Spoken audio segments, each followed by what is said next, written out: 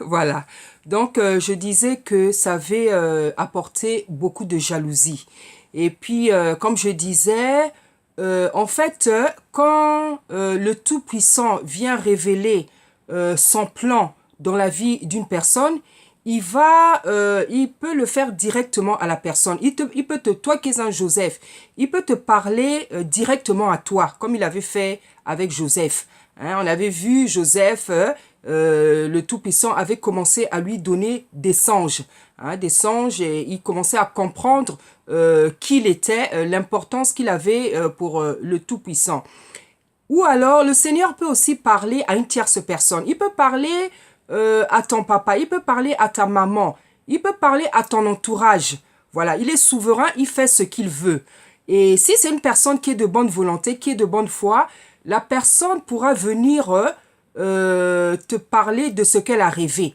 Hein, parce que ça sera tellement un songe, un rêve qui est puissant, étant donné que ça concerne une vision future. Hein, la personne qui va rêver va toujours sentir que c'est une vision qui concerne le futur. Voilà. Donc, si c'est une personne de bonne foi, elle pourra venir te dire, voilà, tiens, j'ai rêvé ça. Si c'est une personne de mauvaise foi, qui a, par exemple, la sorcellerie, elle va garder le secret. Parce que en fait, cette vision sera tellement forte, elle sera tellement puissante que ça va la perturber, ça va la bouleverser. Parce que cette personne-là va comprendre que, en fait, elle va comprendre qui tu es. Parce que Dieu, le Tout-Puissant, lui aura révélé qui tu es. Le Tout-Puissant lui aura révélé son plan dans ta vie. Même si c'est une personne qui n'est pas affermie, même si c'est une personne qui ne connaît pas encore bien le Seigneur, cette personne-là, par la force, par la puissance de la vision, va sentir que c'est quelque chose de puissant, que la vision est puissante et que elle concerne l'avenir, elle concerne le futur. Donc, cette personne-là qui pourra être d'une personne qui est, par exemple, une personne de mauvaise foi, une personne qui a la sorcellerie, elle va garder le secret. Et en fait, mais ça va la bouleverser, et peut-être un jour, par la pression, la force, la puissance comment dire, de la prophétie ou de la vision, elle pourra peut-être te raconter ce songe-là. Mais en général, quand une personne est de mauvaise foi, quand une personne a la sorcellerie, elle ne va pas le dire. Hein. Vraiment, ça sera seulement par l'œuvre de l'Esprit de Dieu qu'elle pourra te délivrer, en fait, le message qu'elle a reçu. Et en fait, même quand le Tout-Puissant va parler à une tierce personne, quand il va parler à ton papa, à ta maman, à tes frères et sœurs, à ton entourage, même quand il va parler à tes ennemis, même quand il va parler à une personne qui ne t'aime pas, qui te méprise, c'est à dessein qu'il le fait. C'est à dessein parce qu'il est souverain, il fait vraiment ce qu'il veut. Vous savez, notre Dieu, il est rempli de grâce, il est rempli de tact. Hein? Et en fait, même quand il va montrer son plan pour ta vie à un ennemi, il le fait à dessein. Il sait pourquoi. Parfois, il va aller montrer quelque chose à quelqu'un qui ne t'aime pas. Pourquoi? Parce que justement, la personne ne t'aime pas. Parce que justement, la personne te méprise. Ça sera par exemple une personne qui aura l'habitude de te mépriser dans ta vie. Ça sera par exemple la personne qui ne va pas t'aimer dans la vie. Ça sera par exemple à une personne qui te prendra pour une moins que rien ou un moins que rien. Voilà comment notre Dieu fait les choses à dessein. Parce que dans les psaumes, il nous dit que il a fondé sa gloire pour confondre l'ennemi. Effectivement, tout ce que Tata Nzambe fait, c'est pour sa gloire. Et le Seigneur peut faire même ce genre de choses. Il peut même aller parler, parler de toi à un ennemi, à quelqu'un qui t'outrage, à quelqu'un qui te persécute jour et nuit, à quelqu'un qui te persécute depuis des années, tout simplement pour le confondre. Pas parce qu'il a envie de lui montrer, son plan pour ta vie. Pas parce qu'il a envie de lui montrer quelconque songe plutôt. Tout simplement parce que il veut tout simplement le confondre. Il veut tout simplement lui faire comprendre que voilà ce que tu penses de cette personne-là, tu tapes complètement à côté. Toi, ce que tu penses de cette personne, voilà ce que moi j'en pense, voilà ce que j'en pense et voilà ce que j'ai décidé, voilà ce que j'ai arrêté pour sa vie. Voilà. Donc ça, c'est les manières de faire du Tout-Puissant. Et comme je disais, c'est à ce moment-là que commence les problèmes. C'est-à-dire que lorsque le Tout-Puissant commence à révéler son plan dans ta vie aux gens, ça peut être à ta famille, à un ami, voilà, à ton entourage, tu vas voir, c'est là où les combats commencent. Parce qu'en fait, le Tout-Puissant aura révélé son plan pour ta vie, il aura révélé qu'est-ce qu'il compte faire de toi dans le futur, comment il veut se servir de toi dans la famille, dans la nation et dans le monde. Donc, ça va provoquer des combats, des attaques, parce que il y a le camp adverse, il y a le monde des ténèbres, il y a les agents du diable, il y a les gens qui ont un mauvais cœur, il y a des gens qui ont la sorcellerie, il y a des gens qui sont méchants, il y a des gens qui sont remplis de jalousie, de sorcellerie, de mauvais esprits qui ne vont pas le supporter. Et ces gens-là, excusez-moi, qui sont des agents du diable, ces gens-là qui sont animés par multiples mauvais esprits, c'est ceux-là qui vont commencer à te combattre. Parce qu'il y a la jalousie en eux, il y a l'orgueil en eux, il y a la méchanceté, il y a l'orgueil, c'est-à-dire que c'est des gens qui ne supportent pas que les autres, d'autres personnes soient des gens. C'est des gens qui ne supportent pas que une autre personne ait quelque chose dans sa vie. C'est des gens qui ne supportent pas que le bien, le bonheur arrive aux autres. C'est des gens qui ne supportent pas que les autres tout simplement soient heureux. Donc c'est ce genre, c'est cette espèce, cette catégorie de personnes qui va commencer à te combattre. Voilà, c'est cette catégorie de personnes qui va commencer à te combattre. Voilà, et après, on va parler après ça, on va parler de la délivrance et d'élévation. Pourquoi je dis ça? Parce que c'est tout un processus. Hein, la vie de Joseph est marquée par des processus. Voilà, donc comme je vous ai dit d'entrée de jeu, j'ai essayé de brosser le portrait psychologique d'un Joseph. Après, j'ai parlé des signes que Dieu met dans la vie d'un Joseph. Après, j'ai parlé de la manière dont le Seigneur commence à appeler, les signes que le Seigneur commence à faire remarquer. Et maintenant, je voudrais parler maintenant de la délivrance et de l'élévation. Lorsque, Joseph avait reçu donc toutes ces révélations-là, toute cette vision, il en a commencé à parler en présence de sa famille, à son papa, devant ses frères et sœurs, qui ont très mal réagi, qui n'étaient pas contents parce que c'était des gens qui étaient méchants, qui étaient des gens remplis de jalousie, hein, des gens vraiment très très méchants, remplis de jalousie parce que Joseph était quand même l'avant-dernier de sa famille, hein. C'était l'avant-dernier de sa famille. Et la Bible nous dit que c'est un enfant que Yacouba a eu dans la vieillesse. Et on nous précise qu'à cet âge-là, il avait 17 ans. Ça veut dire que, comme Léa aussi a attendu, Rachel plutôt a attendu pendant très longtemps cet enfant-là, ça veut dire que les frères de Joseph pouvaient déjà avoir 30 ans. Hein, même donc Judas, hein, les aînés là, pouvaient déjà avoir 30 ans, même plus. Judas pouvait peut-être même déjà avoir presque 40 ans ou même la quarantaine. Hein, parce que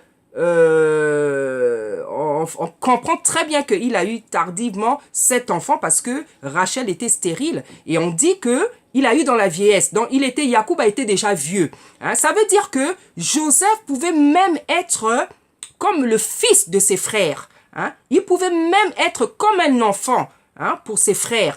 Hein? Parce que, par exemple, en Afrique, on voit bien quand les parents meurent, on voit bien comment les aînés prennent soin des cadets qui deviennent comme des enfants. Donc, Joseph pouvait être comme un enfant, en fait, pour ses frères. Hein? Ça veut dire que il devait être entouré d'amour, il devait être entouré de protection, hein? Il devait être entouré d'affection, surtout que sa maman était morte. Voilà, donc, mais c'est pas ce qui s'est passé. Au contraire, les grands frères de Joseph ont manifesté vraiment leur nature, cette nature pécheresse-là, dans laquelle se trouvait la jalousie, l'envie, la méchanceté, même le meurtre, parce que ils avaient envie de le tuer. Hein? Ils avaient envie de l'éliminer. Et c'est grâce aux aînés, grâce à Judas, qu'il est resté en vie. Voilà. Donc, on voit ce qui s'est passé. Ce qui s'est passé, c'est que quand ils ont pris conscience de ce qu'était cet enfant, quand ils ont pris conscience des songes que Dieu donnait à cet enfant, il s'est élevé vraiment la jalousie, la méchanceté, la jalousie dans leur cœur. Et donc, pendant des années, ils ont certainement, comment dire, préparé ce plan-là, chacun dans son coin peut-être, ou bien de manière collective, je n'en sais rien. Ce qui est sûr, c'est que comment dire, la décision qu'ils avaient prise de l'éliminer lorsqu'ils l'ont vu arriver, c'était quelque chose de mûri. Hein? Ça, c'est pas des décisions qu'on peut prendre comme ça à la seconde, à la minute. Ça, ce sont des décisions mûries. Voilà. Donc, voilà, quand ils ont réalisé qui était cet enfant, quand ils ont réalisé l'importance des songes, ils étaient tellement remplis par la jalousie, ils ont décidé donc de l'éliminer. Hein? Et comme vous le savez, le papa Yacouba avait donc envoyé Joseph à la rencontre de ses frères pour voir s'ils allaient bien et pour leur emmener un peu de nourriture.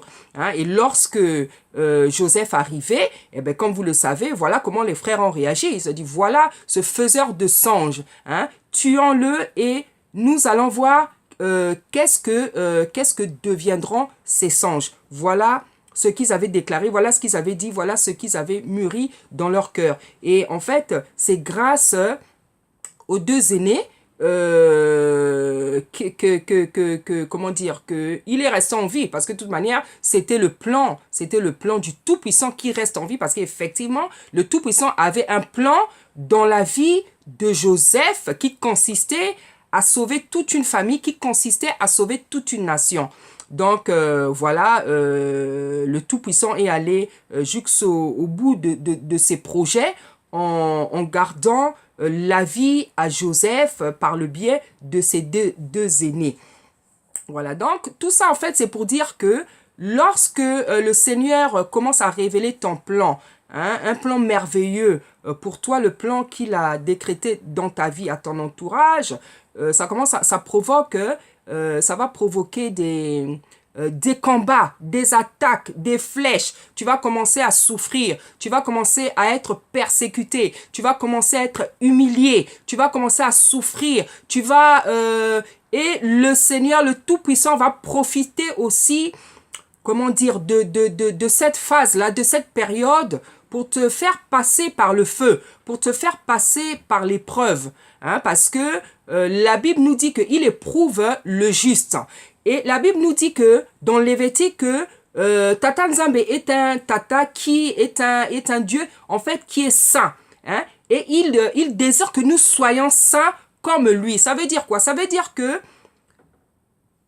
Dieu étant un Dieu saint, voilà. Donc en fait, ses enfants aussi doivent être saints comme lui. Ça veut dire quoi? Nous qui sommes ses enfants, donc nous sommes des terrains, nous sommes comme des terrains pour lui. Donc le terrain qu'il veut bénir, le terrain qu'il veut bénir doit être sanctifié.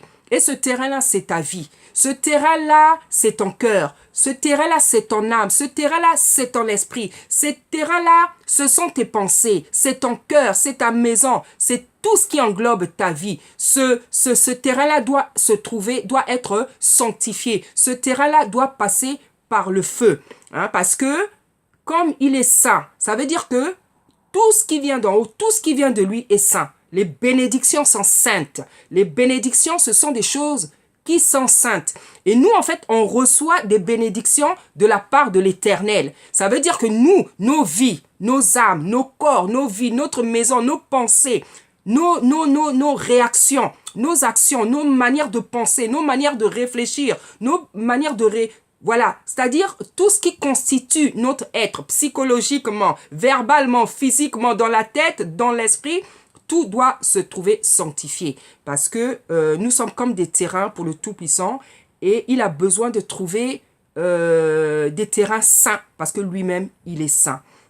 Voilà, donc le Tout-Puissant va profiter de cette période-là, ce qu'on appelle le désert, pour te purifier, pour te sanctifier, pour te faire passer par le feu. Il va te purifier, il va te briser, il va te façonner, il va te modeler, parce que dans Jérémie, on l'appelle le potier. Et vous voyez comment le potier travaille avec l'argile. Donc en fait, c'est ce que le Tout-Puissant fait de nous. C'est ce que le Tout-Puissant fait de nos vies. C'est ce que le Tout-Puissant fait de nos caractères. C'est ce que le Tout-Puissant fait de nos personnalités, de nos tempéraments. Il nous façonne, il nous modèle, il nous brise, il nous éprouve, il nous fait passer par le feu.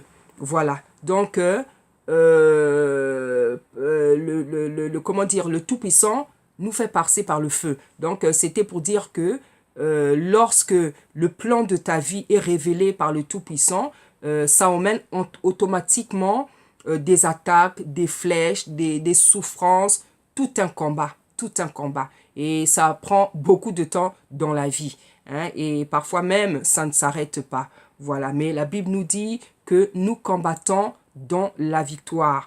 Et ce Dieu-là, qui a tout accompli à la montagne de Golgotha, qui a tout accompli là-bas, ce Seigneur-là qui a crié que tout était accompli, eh bien, même dans ces épreuves, même dans ces humiliations, même dans le désert, il nous fait toujours sortir victorieux. Parce qu'en fait, tout est accompli. Il a tout accompli par le sacrifice de sa mort. Il a tout accompli par la coulée de son sang. Voilà. Donc, ça veut dire que même quand tu traverses comment dire, des épreuves dans la vie, tu dois toujours en sortir victorieux. Hein? Si tu es vraiment un appelé, si tu es vraiment un élu, si tu es vraiment une servante, un serviteur de Dieu, tu dois toujours sortir victorieux, tu dois toujours sortir triomphant, parce qu'il a tout accompli. Voilà. Donc ça c'est ce qu'il fait dans ce processus-là de la vie de Joseph. Et après, c'est quelle période? Après, voilà, c'est une longue période, hein, c'est une longue période, la période du désert, c'est une très longue période, parce qu'on voit chez Joseph comment ça s'est passé. Ses frères l'ont pris, ils ont voulu le tuer, après grâce aux aînés, ils ont dit non, ben on va pas le tuer, mettons-le dans ce puits, ils l'ont fait tomber dans un puits, hein, et ils se sont assis, ils étaient en train de manger. Vous voyez la méchanceté, l'humiliation, la peine, le stress, l'angoisse que devait ressentir, subir ce jeune homme-là, qui avait 17 ans. Et vous avez des frères, vous avez les aînés, la Bible nous dit qu'ils étaient assis en train de manger. Hein? Et voilà, dans les familles, il y a des choses comme ça qui se passent. Hein? Toi, le Joseph à qui je viens m'adresser, oui, tu es un Joseph. Je sais que dans ta famille, il se passe des choses comme ça. C'est pour ça que le Tout-Puissant a voulu que je parle de ce sujet-là. Parce que dans la majorité des familles, c'est ce qui se passe. Hein? Vous avez le mal-aimé, vous avez le mal-aimé, vous avez celui qui est méprisé, vous avez celui qui n'est pas aimé, vous avez celui qu'on dédaigne, vous avez celui qu'on prend pour un idiot. Hein? Et ça se trouve, parfois, c'est le plus intelligent que vous. Il est plus intelligent que vous. Hein? Et Tata Nzambé, par sa puissance, va le démontrer à l'issue de cette épreuve, à l'issue de ce désert. Donc les frères de Jacob l'ont fait tomber dans ce puits où il pouvait avoir des scorpions, où il pouvait avoir des serpents. Hein? Et ils étaient assis en train de manger. Ils étaient assis en train de manger. Et quand il y a des Israélites, des Égyptiens qui étaient en train de passer, eh ben, ils l'ont fait sortir du banc. Au lieu de le tuer, eh ben, on va le vendre à ces Égyptiens-là. Voilà. À ces Ismaélites plutôt. Voilà. Donc, ils l'ont sorti de là. Ils l'ont vendu. Donc, en fait, ce n'était que souffrance sur souffrance. Ce n'était que douleur sur douleur. Ce n'était que angoisse sur angoisse. Ce n'était que peine sur peine. Ce n'était que humiliation sur humiliation. Ce jeune homme n'avait que 17 ans. Hein? Mais regardez comment ses frères, qui devaient déjà avoir 30 ans ou même 40 ans presque, l'ont traité, quand même moins que rien. Comme s'il n'était même pas leur petit frère. Hein? Alors qu'il était non seulement leur petit frère, et en plus il pouvait être comme leur enfant, parce que certainement il y avait une grande différence d'âge, parce que Yacoub a eu 7 enfants dans la vieillesse, mais regardez comment ils l'ont traité. Hein? Ils l'ont vendu, voilà, il est arrivé dans la maison comment dire, de Pharaon, hein, qui avait Potiphar, qui gérait ses biens. Et comme Joseph, avec ces songes-là, c'était un enfant sage, c'était un enfant avec un esprit bien disposé, c'était un enfant sage, c'était un enfant qui croyait en Tata Nzambé, et c'était un enfant sage, donc c'était un enfant qui était rempli de foi, surtout, qui était rempli de foi parce que à 17 ans, pour avoir accepté de vivre tout ça, cette épreuve, cette humiliation, ces angoisses-là, ce stress, ces peines, ces douleurs, hein, pour avoir accepté de vivre tout ça, fallait certainement avoir la foi en Tata Nzambé. Fallait certainement avoir la foi. Parce que sans la foi, on ne peut pas tenir à ce genre d'épreuve-là. Hein, surtout qu'il était très jeune, sans la foi. Fallait vraiment avoir la foi. Donc c'est un garçon qui était rempli de foi. Hein? C'est un garçon qui était rempli de foi. Et je sais que c'est le cas pour toi, Joseph. Toi, qui est un Joseph, je sais que tu es rempli de foi. Et c'est cette foi-là, et c'est cette promesse que Tata Nzambé t'a déjà faite, qui te permet de tenir le coup, résister à toutes ces humiliations, à toute cette souffrance, à toute cette injustice-là. C'est la foi. Hein? Parce qu'il n'y a que par la foi. Il faut être rempli de foi, doté de foi pour supporter ce genre de vie, ce genre d'épreuve. Parce que celui qui n'a pas la foi, il va peut-être chercher à se suicider. Voilà, donc Joseph, c'était un enfant qui était rempli de foi. Donc voilà, il arrive donc dans la maison, comme c'était un enfant sage, rempli de foi, il s'est comporté comme un vrai enfant de Dieu, c'est-à-dire il faisait ce qu'il avait à faire, il nettoyait la maison, il faisait vraiment toutes les tâches qu'il devait avoir, parce qu'il était conduit par la foi, il était conduit par une promesse, il était conduit par l'amour, la protection du Tout-Puissant. Donc en fait, c'est un enfant qui avait de bons comportements. Et donc Potiphar, l'ayant remarqué, eh ben, il a décidé qu'il gérerait sa maison, tous ses biens. Et quand il a commencé à s'occuper de la maison de Potiphar, eh ben, Potiphar s'est rendu compte que cet enfant, ce jeune homme, cet homme avait, parce que maintenant, à cet âge-là, je sais pas quel âge il avait, voilà, il s'est rendu compte que depuis que ce monsieur est arrivé, en tout cas, les choses vont très bien dans ma maison. Donc vraiment, il lui a confié ses biens, il lui a confié la gérance de ses biens, de sa maison. Et comme le malin n'abandonne jamais, eh ben, comment dire, la femme de Potiphar, animée par un esprit de mensonge, animée par un esprit de méchanceté, animée par un esprit vraiment d'impudicité, de mensonge, parce qu'elle a voulu faire tomber Joseph dans l'impudicité, en voulant coucher avec lui, mais comme c'était un enfant, un jeune homme, un homme déjà certainement, qui croyait en Tata Nzambé, qui avait la foi, qui craignait Dieu, a refusé. Hein, il a refusé, il s'est débattu et il a même préféré laisser ses habits pour ne pas commettre cette infamie, parce que ça aurait été une infamie en Israël, comme on avait l'habitude de le dire à l'époque. Voilà, donc il s'est enfui, et vous savez ce qui s'en est passé après, ce qu'elle a raconté à son mari. Eh ben, son mari, il a cru, voilà, et ben, Joseph, et il s'est retrouvé en prison.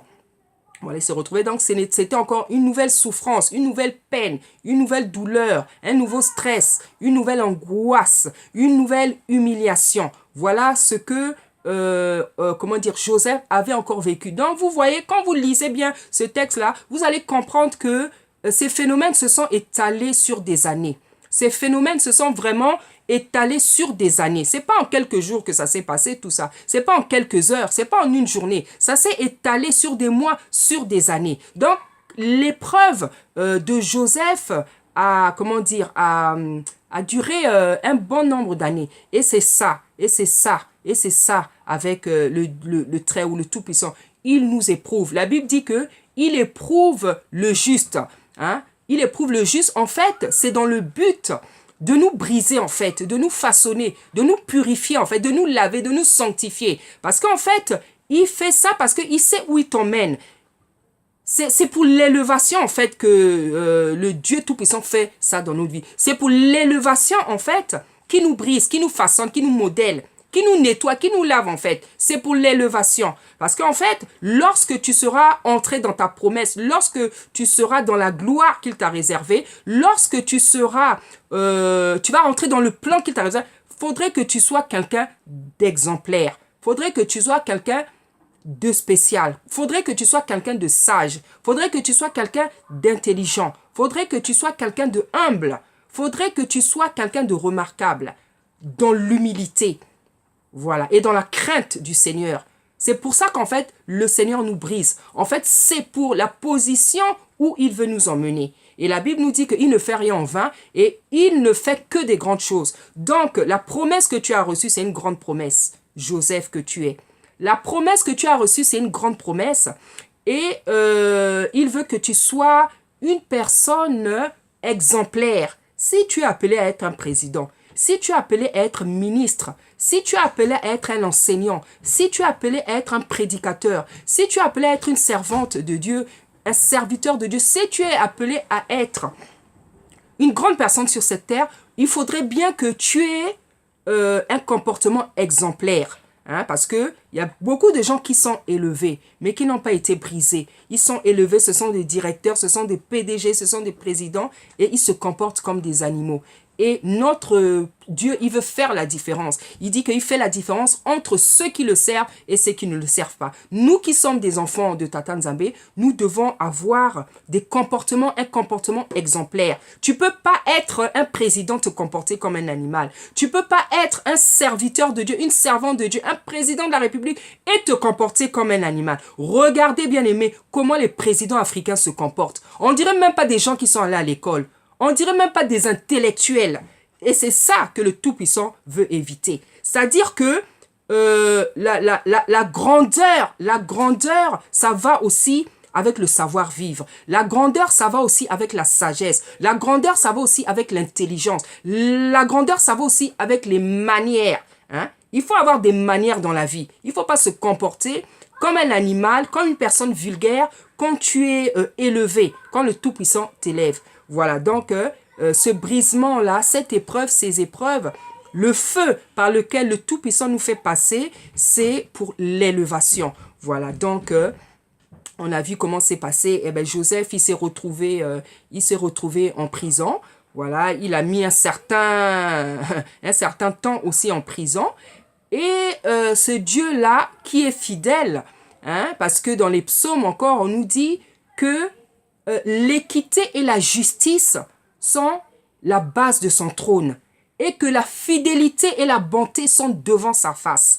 Voilà ce qu'on nous dit dans les psaumes. C'est un Dieu qui est fidèle, c'est un Dieu qui est bon, c'est un Dieu qui est juste, c'est un Dieu qui est saint. Hein?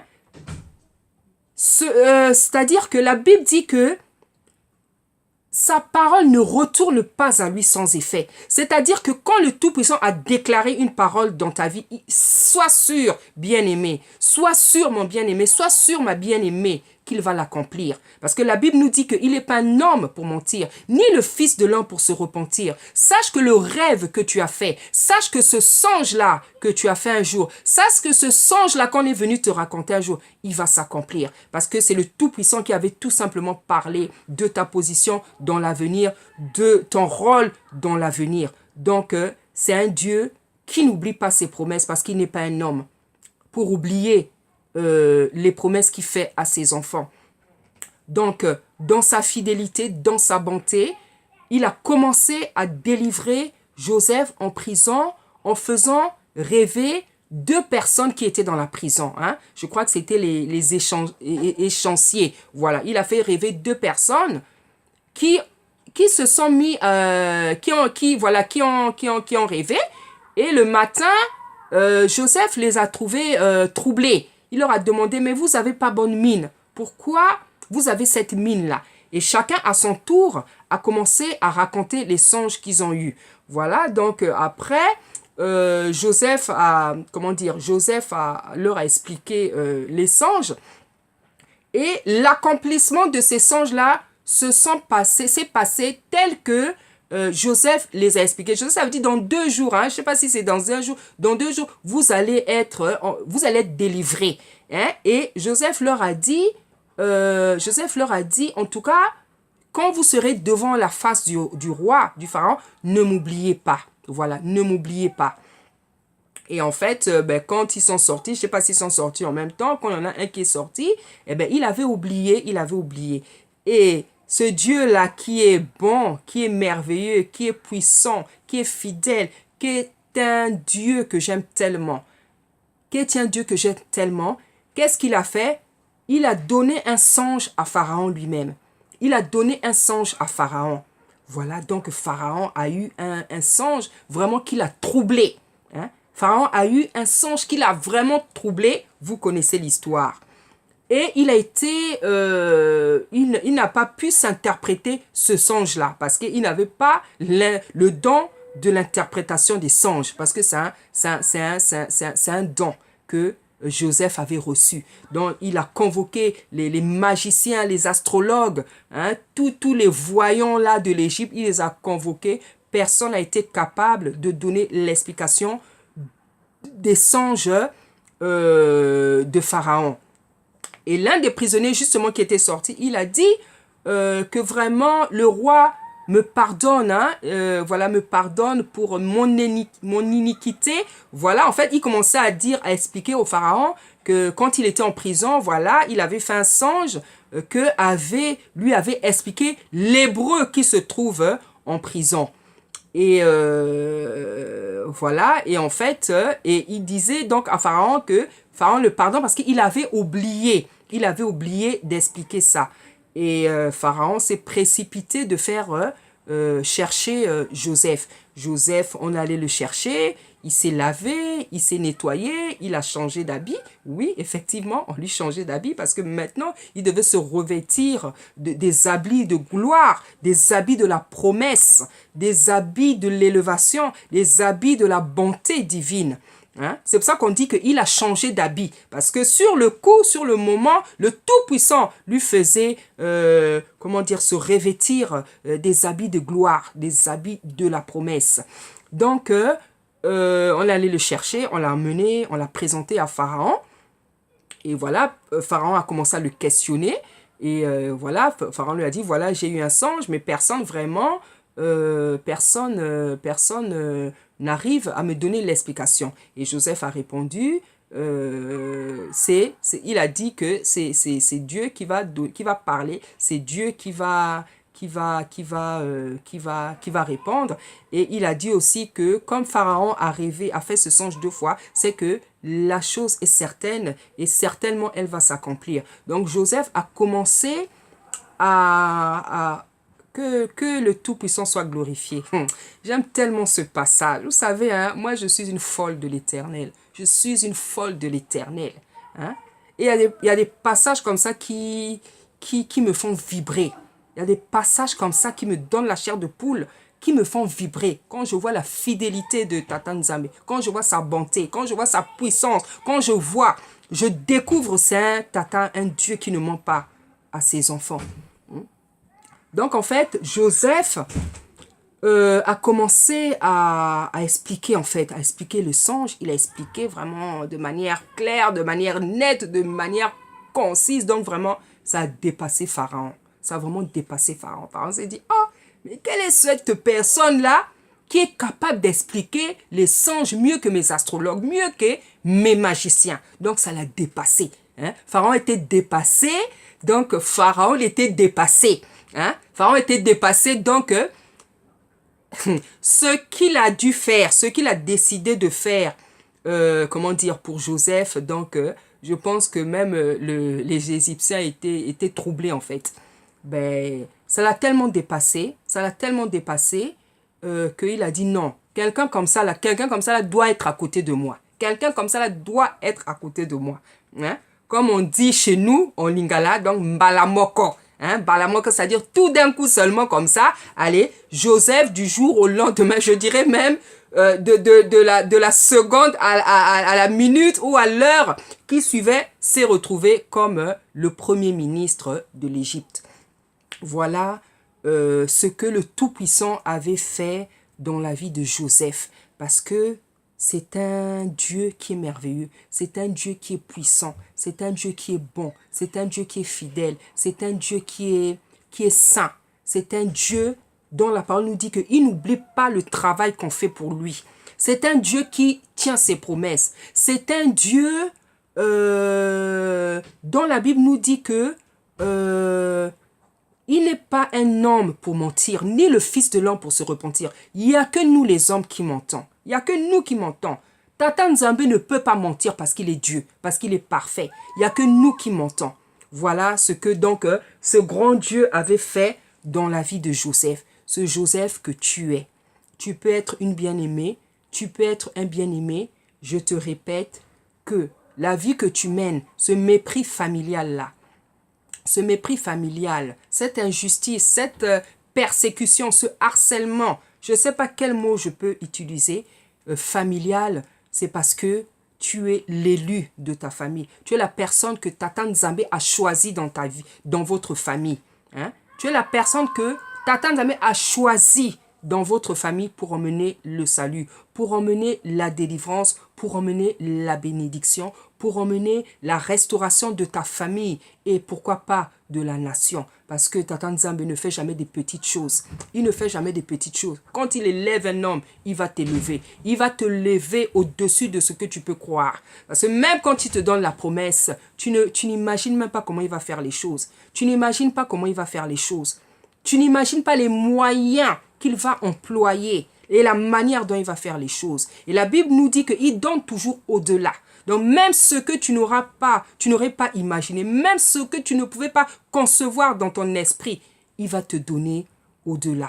Donc voilà, bien-aimé dans le Seigneur, toi qui es un Joseph, toi qui es une servante de Dieu, toi qui es un serviteur, toi qui es un enfant peut-être encore aujourd'hui, toi qui es une jeune fille ou un jeune homme, tu es un Joseph. Toi qui es serviteur déjà, toi qui es déjà servante, tu es Joseph parce que malgré, malgré ta position aujourd'hui, tu es encore persécuté. Parce que peut-être que Tata Nzambe n'a pas encore fini de faire le travail. Peut-être que tu n'es pas encore arrivé encore à la gloire finale. Mais tu es un Joseph. Et la Bible nous dit que la justice de Dieu, c'est d'affliger ceux qui nous ont affligés. Oui, c'est la justice de Dieu. C'est-à-dire que la Bible dit que c'est lui qui comment dire, c'est lui le vengeur. Hein? Il est le vengeur, c'est celui qui nous venge. C'est le maître de la rétribution. C'est celui qui nous venge. C'est pour ça que dans la vie, ça ne sert à rien de se venger soi-même. Ça ne sert à rien soi-même de faire sa propre justice. Parce que tu veux prendre la place de Tata Nzambe. Et ça, lui, il sait faire les choses proprement. Il fera pour te venger, il fera du travail propre. Il fera du travail propre. Il fera du travail sain. Il fera du travail légal. Il fera du travail légitime. Hein? Il fera un travail officiel. Il fera du travail propre. Il fera un travail parfait pour te venger. Parce que c'est lui le vengeur. C'est lui le maître de la rétribution. Donc, voilà comment le Tout-Puissant non seulement accomplit ses promesses dans la vie de ses enfants, c'est-à-dire quand il te donne une vision du futur, quand il vient te révéler son plan dans ta vie, il va non seulement l'accomplir, mais en plus, il va te venger. Il va te venger de tous les gens qui t'ont affligé, de tous les gens qui t'ont humilié, de tous les gens qui t'ont blessé, de tous les gens qui t'ont trahi, tous les gens qui t'ont fait mal au cœur. Il va te venger d'eux. Hein? Et on voit comment le Seigneur a vengé Joseph. Vraiment, quand c'était l'heure de la vengeance, ses frères, ils étaient angoissés. Ils étaient dans un état d'angoisse. Ils étaient tellement angoissés qu'ils pensaient même que Joseph allait les tuer. Mais Joseph ne pouvait pas les tuer. Parce que Joseph, toi qui es Joseph, tu n'as pas le même cœur qu'eux. Toi qui es Joseph, tu n'as pas le même cœur qu'eux. Eux là, ils ont des mauvais cœurs. Ils ont même la sorcellerie. Parce que quand on voit des comportements des aînés, des grands frères qui ont des comportements comme ça, envers leur petit frère. Il n'y a pas un autre nom. C'est tout simplement de la sorcellerie. Et toi, tu n'es pas comme eux. Toi, tu n'as pas la vengeance. Toi, au contraire, quand on te fait du mal, tu pardonnes parce que le Tout-Puissant t'a donné la miséricorde. Il t'a donné cet esprit. Il t'a donné l'esprit de compassion. Tu sais pardonner parce que tu connais tellement ce Dieu. Tu sais qu'un jour, il va accomplir ce qu'il t'a montré en songe, en vision. Tu sais qu'il va l'accomplir. Et on voit vraiment comment le Seigneur a ridiculisé les grands frères de Joseph qui lui avaient fait tant de mal. Vraiment, ils ont été vraiment angoissés. Ils étaient vraiment dans l'angoisse. Parce qu'ils pensaient, ils avaient fait tellement le mal. Parce que vous savez, les gens qui font le mal, ils pensent que tout le monde est comme eux. C'est-à-dire que c'est pour ça que quand c'est l'heure de la confusion, quand le retour de choc se fait, ils pensent qu'ils vont être traités de la manière que eux ils ont traité les autres. Alors qu'ils oublient que tout le monde n'a pas le même cœur qu'eux. Tout le monde n'a pas un mauvais cœur. Vous qui êtes les bourreaux aujourd'hui d'une petite sœur, d'un petit frère, d'un membre de famille, de votre famille, vous aujourd'hui qui êtes les bourreaux, sachez que tout le monde n'a pas un mauvais cœur. C'est pas parce que tu es mauvais, c'est pas parce que tu as un mauvais cœur que tout le monde est comme toi. Que tout le monde est comme toi. Voilà. Et on voit comment vraiment ça s'est passé, comment le Seigneur Joseph a éprouvé ses sœurs, a éprouvé ses frères, pour leur montrer comment ils étaient mauvais. Donc il les a fait balader de l'Égypte à Canaan, il les a fait balader, là, il a envoyé chercher le petit frère, il a envoyé parler. Tout ça en fait c'était pour les éprouver. Pour leur faire comment, pour leur faire réfléchir. Voici ce que vous m'avez fait. Voilà comment moi je vais régler mes comptes en fait. En fait, c'est pas de la vengeance. C'est pour leur faire montrer, ressentir l'angoisse que lui, il a pu connaître en fait quand il était dans le puits. Et quand il était séparé de son papa qu'il aimait tellement. Il voulait leur faire connaître cette angoisse-là. L'angoisse de l'humiliation, de la peur, de cette méchanceté-là. Et parce que s'il était mauvais, il allait les tuer. S'il était mauvais, parce qu'il il en avait maintenant le pouvoir. Mais il n'a pas fait, parce qu'il n'avait pas le même cœur qu'eux. Et il avait une mission. Il avait une mission dans sa famille. Il avait une mission dans ce pays-là. Voilà. Donc, toi, et vous voyez, quand quelqu'un est mauvais, il est vraiment mauvais. Il n'y a que le Tout-Puissant qui peut changer son cœur. Vous voyez, les frères de Joseph étaient tellement... Ils avaient un cœur tellement, comment dire, corrompu que même jusqu'à la fin, ils ont continué à mentir. Ils ont continué à mentir. Ils ont dit, quand le papa, quand Yacouba est mort, ils ont dit, peut-être quand papa est mort comme ça, peut-être qu'il va chercher à nous tuer. Disons-lui que papa nous a demandé de te demander pardon. Donc, au lieu de s'humilier calmement, au lieu de s'humilier tout simplement, jusqu'à la fin, il continue même à mentir en disant, disons-lui que c'est papa qui nous a dit de nous humilier devant toi. Donc, le mensonge continuait. Le mensonge continuait. C'est-à-dire, ils n'avaient même pas changé. C'est tout simplement la grâce, la bonté de Tata Nzambé qui avait fait que il reste là, il soit nourri, que Joseph s'occupe d'eux. En fait, on se demande même s'il y avait eu de la repentance. On se demande même si quand on se repent, normalement, le mensonge doit disparaître. Donc voilà, bien-aimé, toi qui es un enfant aujourd'hui, toi qui es une jeune personne, toi qui es une jeune fille, toi qui es une personne qui subit ce genre de choses dans ta famille, je te le répète, comme le titre de cette vidéo, tu es un Joseph.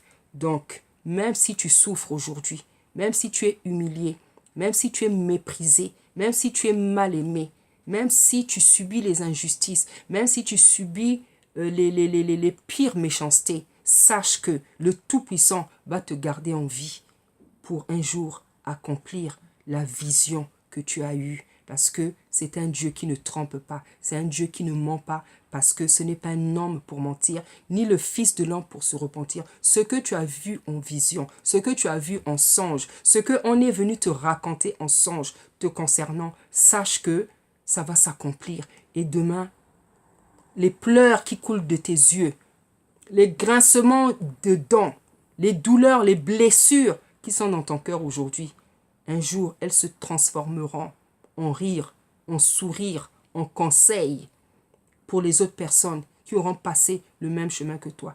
Ça se transformera un jour en joie.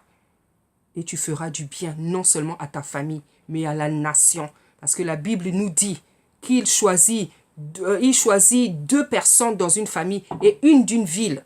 Hein? Hein? Ou alors, je crois, une dans une famille et 2 d'une ville pour faire son travail sur la terre. Voilà. Donc, je voulais t'encourager.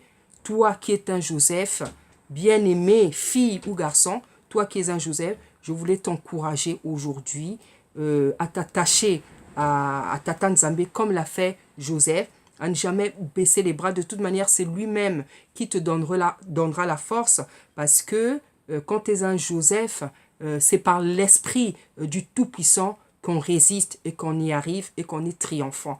Hein, la Bible nous dit que ce n'est pas par notre propre force, c'est par l'esprit du Tout-Puissant. Donc, bien-aimé, ma sœur, bien-aimé, mon frère, jeune homme, jeune fille qui traversait aujourd'hui ce genre de situation, sache que Tata Nzambe, le Tout-Puissant, te connaît. Il t'a réservé un plan, tu le sais. Il te protège, il te garde, il va te garder de beaucoup de choses. Il t'aime et tu es une grande personne qui fera un jour du bien à ta famille et à ta nation. Soyez bénis, soyez bénis. Amen.